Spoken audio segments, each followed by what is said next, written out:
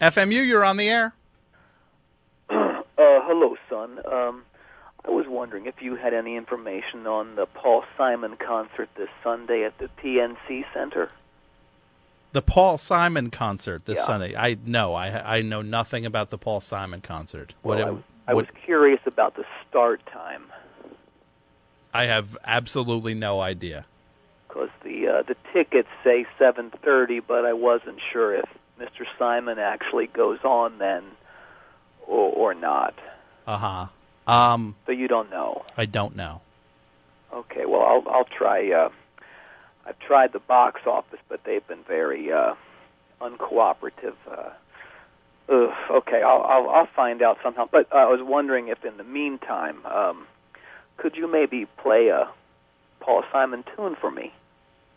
Anything? Get ready for the show. Uh-huh. Well, I play some Paul Simon. Is there something specific you want to hear? Love to hear something like Me and Julio down by the schoolyard. I can try to play it. Okay. I can try to play it. Who should I send it Very out nice. to? You could send it out to me, I guess. Okay. Who's this? Montgomery. Montgomery. That's your first name? Yes. Montgomery in Newbridge. Huh. That's actually there's actually another there's a judge in Newbridge with Montgomery is the name. Montgomery Davies. Yeah. Do you know anything about that? Do you know that guy? I do, yes.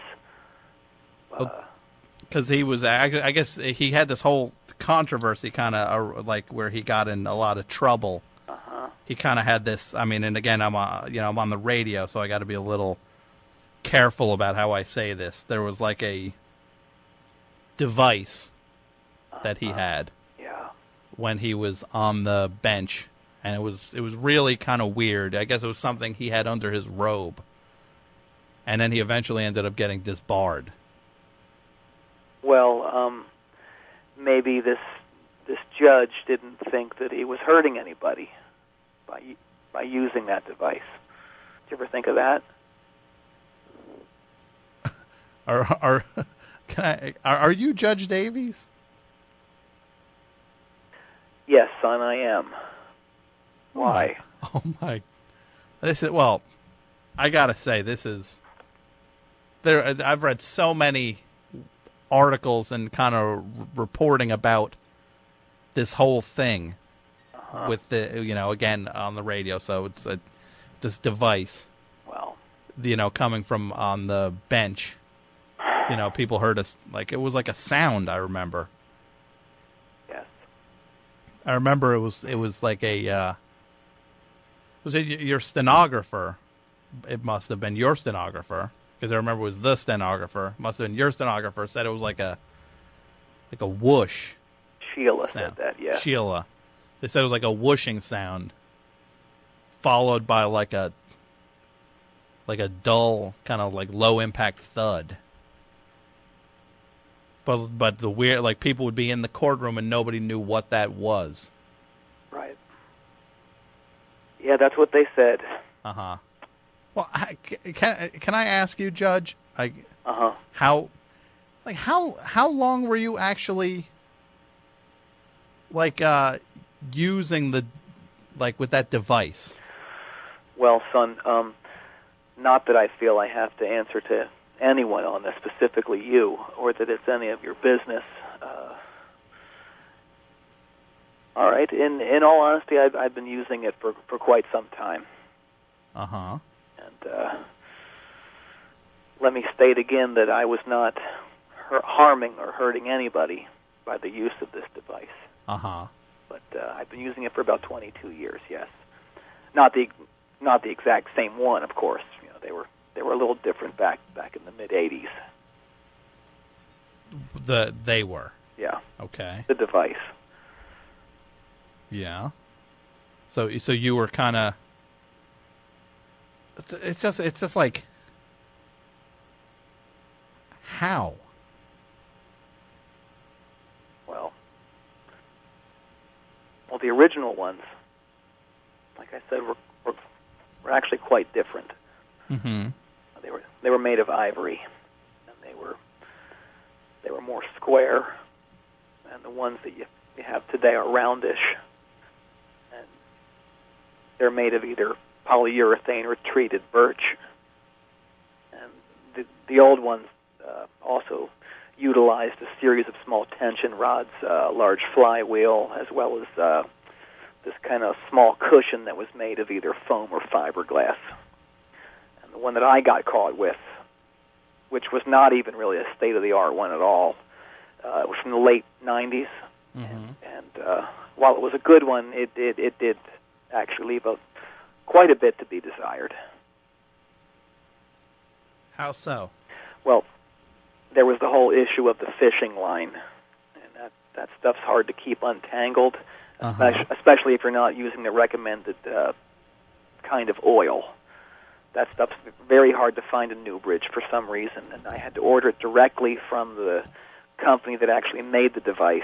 Mm-hmm. And for some reason, it was always on back order. They couldn't keep it in stock, so I'd have to use this different weight oil that you could only get in certain convenience stores here. But that stuff didn't really help out in the detangling department. And it also left a thick residue ring on the inside of the canister receptacle.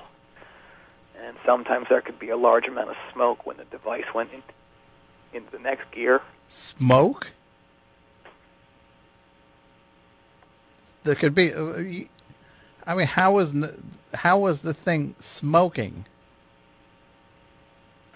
Well, there was the whole issue of the kind of the overload.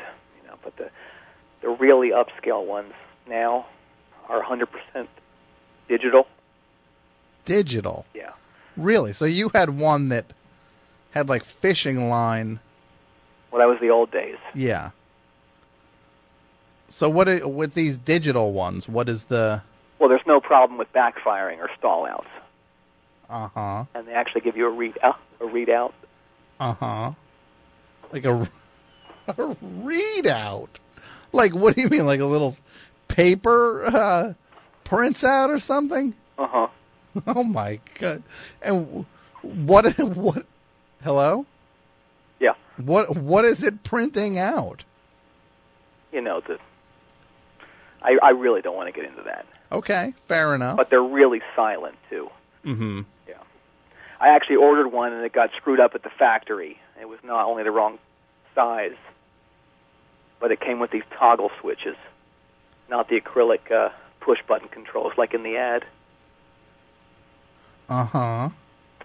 Wow. Toggle switches. That is... I mean... There's the matter of you being in a courtroom. Yeah. And it just being concealed. Yes. Tough, I actually did try one of the digital ones, and it was very nice, a very smooth performance. Uh-huh. But like you said, the noise of the device that I was caught with, what kind of did me in. Sure. I tried all these kinds of noise filters for it, but nothing really worked. Noise? Like, what do you mean? Like some sort of like windscreen?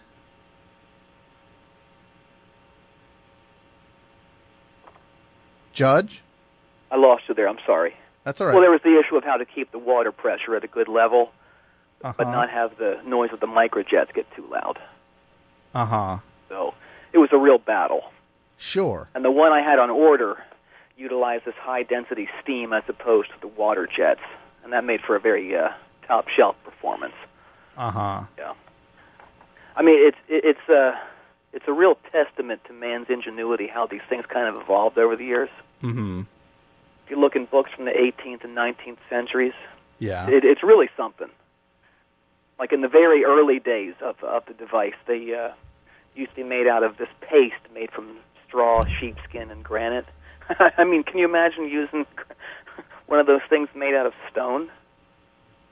Straw, sheepskin, and granite? Yeah.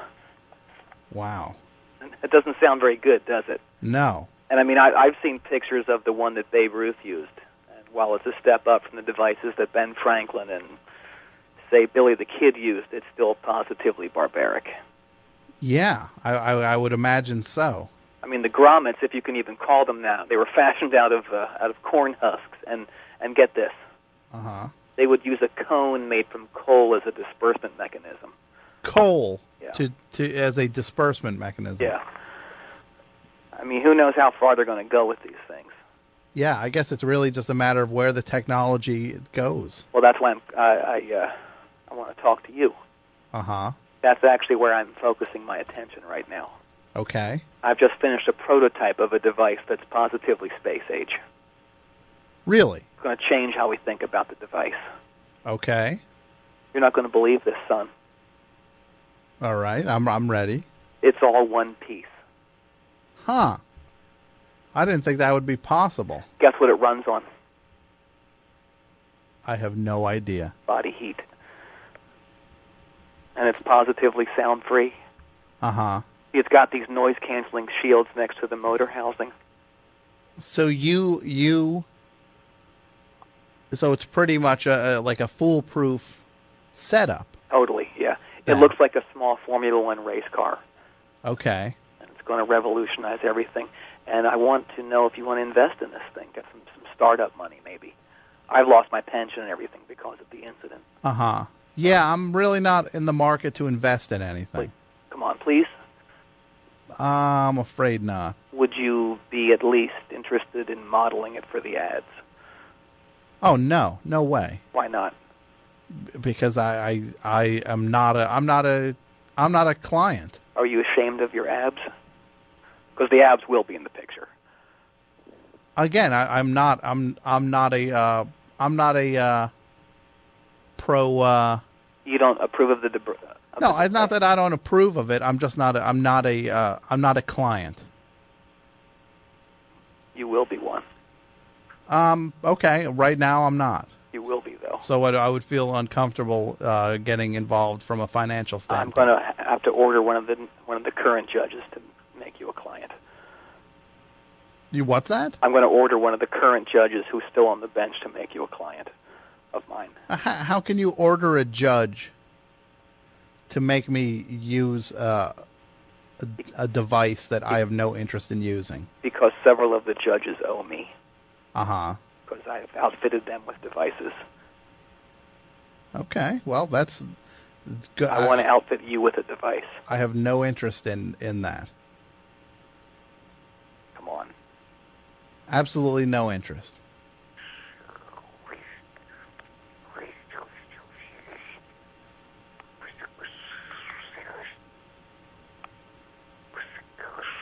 Ugh, yuck.